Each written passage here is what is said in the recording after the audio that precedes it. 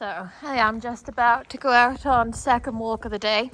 First walk was Pod, Pickles, Jazz and Nala. Second walk is Lani, Finnick, Pumpkin and Raven. I do smaller groups on the weekend. It's just easier. It's generally, everywhere's going to be busier on the weekend. There's going to be more people out walking with or without dogs, riding horses with or without dogs, on their push bike, on their motorbike. You know, generally you can have more people around, so I just find it a lot easier to manage having fewer dogs.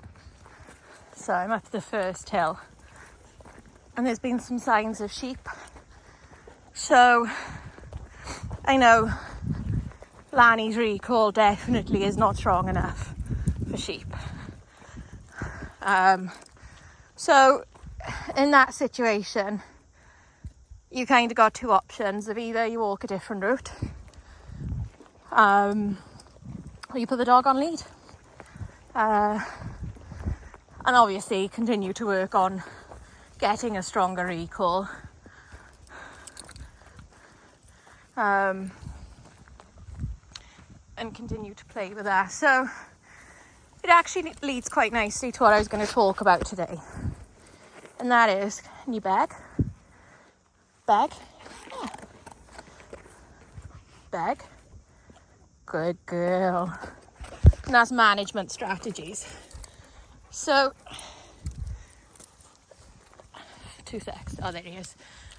It wasn't just management strategies. It was, are you managing the behaviour or are you training? And like, Lani needs more training on recall. So in the interim, if there are scenarios where I don't think I'm going to have a good recall, I put him on lead. So I'm managing the behaviour in the interim. Now, if I let him off lead, we came across the sheep, he chased them. Then we're teaching him the wrong thing. Lou, find her. Find her. Find her. There's more there. So yeah, he would be self-rewarding in what he'd gain from chasing the sheep. Another management strategy might look like putting your dog in a crate while you eat food, because they harass you at the table, they're begging, maybe you can't trust them not to steal food while you're eating. So by putting them in the crate, you are managing behaviour. Now, if you put in some more work training and you maybe taught them a place where they lay on their bed and they get rewarded for laying on their bed while you eat your food, then you're training a positive behaviour instead of the negative one the dog would like to practice. And by training that positive behaviour, you don't need to manage the behaviour as much. You catch?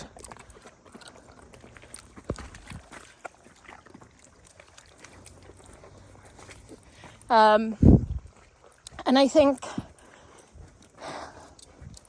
in the short term, managing the behaviour is easier.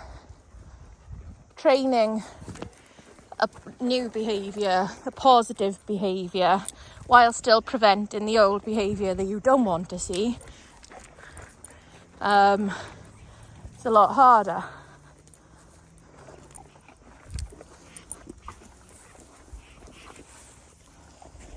I like to do bits of scatter feeding.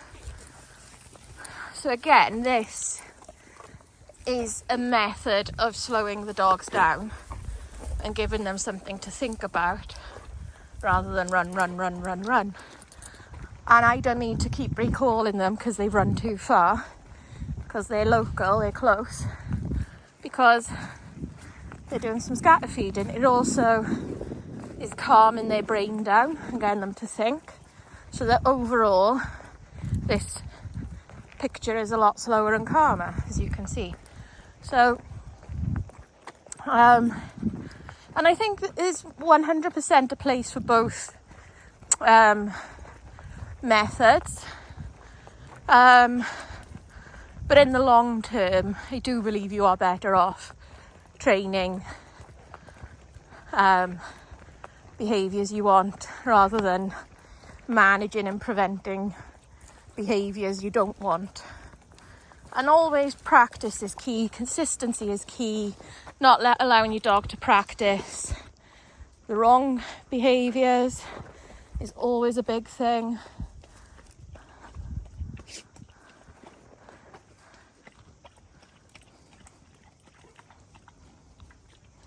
Finnick, find her. Find her. Find her. Find her.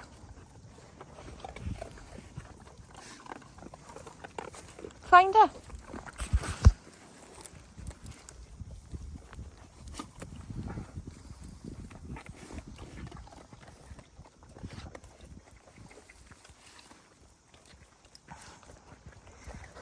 So, yeah, I'd be interested to know how you manage and operate things with your dogs and what sort of percentage, I guess, of what you do is managing the dog's behaviour, or have you put in a lot of time to train behaviour?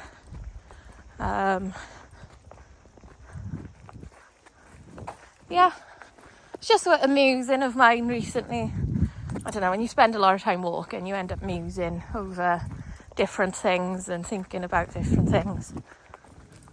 So this part is the bit I wouldn't often film because it was so muddy, but there also used to be a massive line of trees along here where they've cut. You can see all the little stumps.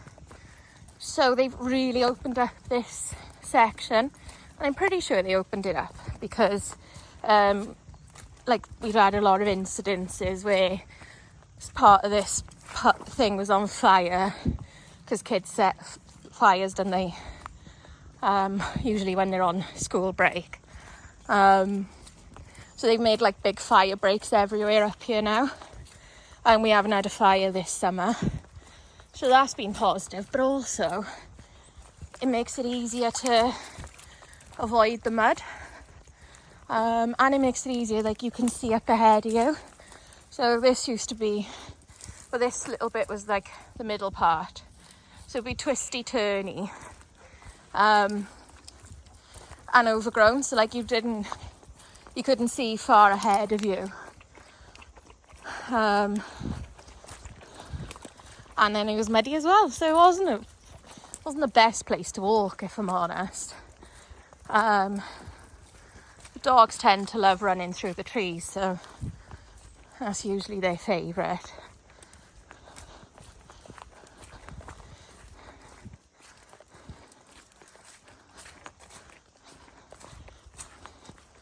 So yeah, anyway, it's all got a quiet day today, quiet weekend. I'm going to just get dogs walked as much as I can. Poop time. I've done a couple of little training sessions already with Lani and Jazz. Hopefully I'll fit in some more with some of the others. They were both really good. So yeah, that was fun. It's one of those things, like I think a lot of the times I prioritise walking over training sessions because I can get multiple dogs walked in a time period that I'd only maybe get one or two trained in. But when I do train, I'm like, I need to do more of this. This is fun. I'm enjoying it. The dogs are enjoying it. It's a lovely sense of achievement when they've learned a new trick, a new behaviour. I think I can hear motorbikes. So Pumpkin's probably going to have to come on lead because Pumpkin likes to race motorbikes. They sound quite far away at the minute. We shall see. And again, like with Pumpkin wanting to race motorbikes, it's a management thing, because I don't have a motorbike to be able to train her and work on her. I don't know anybody with a motorbike that could help me train her and desensitize her to the motorbikes. Plus, that sort of training is dangerous. Like, she could get seriously hurt. If she got hit by a motorbike, and it wouldn't really be the motorbike rider's fault, because I know Pumpkin likes to race them. It's not like she's going to run out of the blue at a motorbike. I know it's the thing that she does.